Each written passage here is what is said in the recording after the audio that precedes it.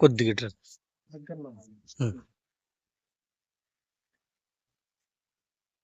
సోదరులారా, నా పేరు తన్నీరు సింగరకొండ. నేను సిపిఐ బాపట్ల జిల్లా కార్యదర్శిగా పనిచేస్తా ఉన్నాను. ఈరోజు బాపట్ల పట్టణంలో 3వ వార్డు రెల్లి కాలనీకి సంబంధించినటువంటి ట్రాన్స్ఫార్మర్ గత 3 నెలల నుంచి 2-3 నెలల నుంచి ఈ ప్రాంతంలో కరెంటు కోతలతో కరెంటు ఎక్కువటం వల్ల, లోడింగ్ ఎక్కువటం వల్ల అనేక ఇబ్బందులు పడే పరిస్థితి. అధికారులకి లోడింగ్ ఎక్కువైపోతున్నది, ఈ ట్రాన్స్ఫార్మర్ తీసి కొత్త ట్రాన్స్ఫార్మర్ వేయమని చెప్పి అనేక సార్లు చెప్పినా కానీ ఎవరు కూడా స్పందించలేని పరిస్థితి. ఇక్కడ జనాలు తీవ్రంగా రాత్రిపూట అనేక సార్లు కరెంటు పోతా ఉంది. చిన్నపిల్లలు, పెద్దలు, ముతక అంతా కూడా నైట్ పూట, రాత్రిపూట ఇబ్బంది పడే పరిస్థితి కాలనీలో ఉంది.